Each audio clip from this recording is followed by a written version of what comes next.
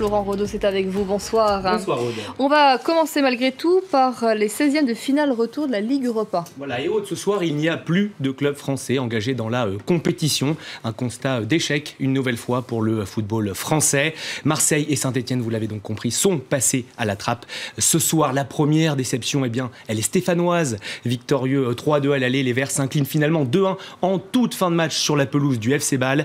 Zoufi avait ouvert la marque sur coup franc en première période. Bayal Sall, le Sénégalais, égalise pour Saint-Etienne à la 89e minute au bout du temps réglementaire. Et puis finalement, c'est à la 91e minute que se fera la décision. Zoufi inscrit un doublé pour les Suisses. Les Suisses qui donc filent en quart de finale cruelle pour les hommes de Christophe Galtier. Un tout petit peu plus tôt, eh bien, c'est l'Olympique de Marseille qui avait besoin d'un exploit sur la pelouse de l'Athletic Bilbao dans sa cathédrale de San Mamés. Et là, pareil, il n'y a pas eu d'exploit, même si à la mi-temps, les Olympiens font le plus dur en menant à 1-0 grâce à Michy Batshuayi, le Belge, aligné donc pour la première fois aux côtés de Steven Fletcher, l'Écossais. Mais en deuxième période, les Basques égalisent par Merino de la tête. Les hommes de Mitchell peuvent nourrir évidemment des regrets tant qu'ils ont eu l'occasion d'inscrire ce deuxième but.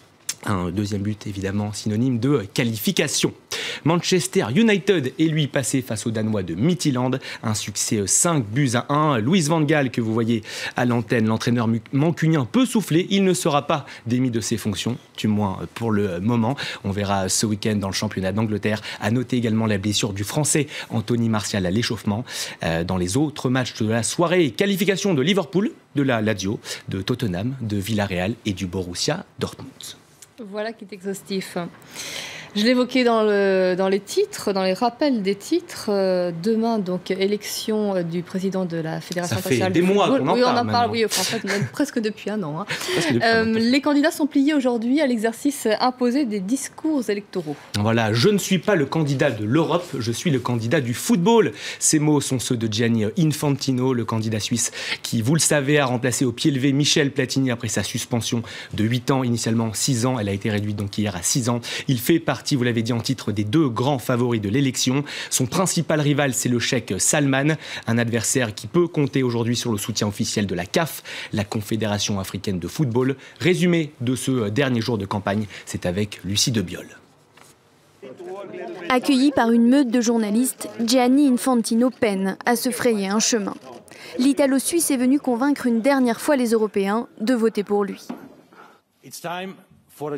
Le temps du changement est arrivé. Il est temps de ramener le football à la FIFA. Je ne vais pas voter vendredi, c'est vous qui allez décider.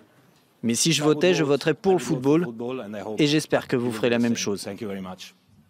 Vendredi, le secrétaire général de l'UEFA a reçu le soutien officiel de Michel Platini.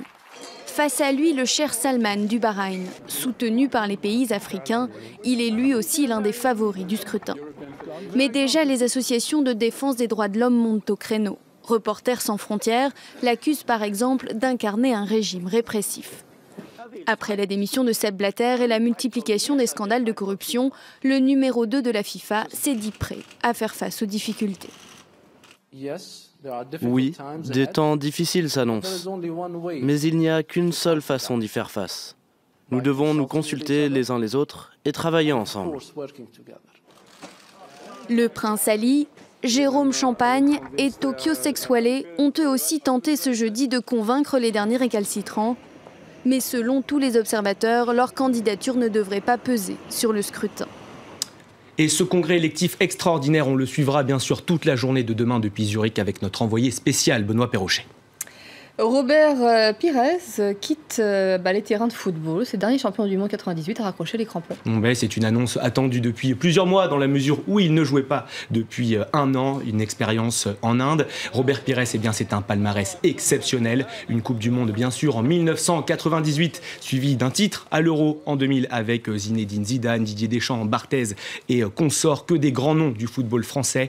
En club, c'est sous le maillot d'Arsenal que l'ancien Messin et Marseillais a connu son son heure de gloire, son plus beau fait d'armes, cette saison 2004-2005 qui restera dans toutes les mémoires des amateurs de football. On l'appelle la saison des invincibles, 38 matchs et aucune défaite au compteur, tout simplement exceptionnel. Robert Pires a fait partie aussi de la fameuse French Touch d'Arsenal aux côtés des Henri Vira et autres petits, entraînés par Arsène Wenger, un autre Français.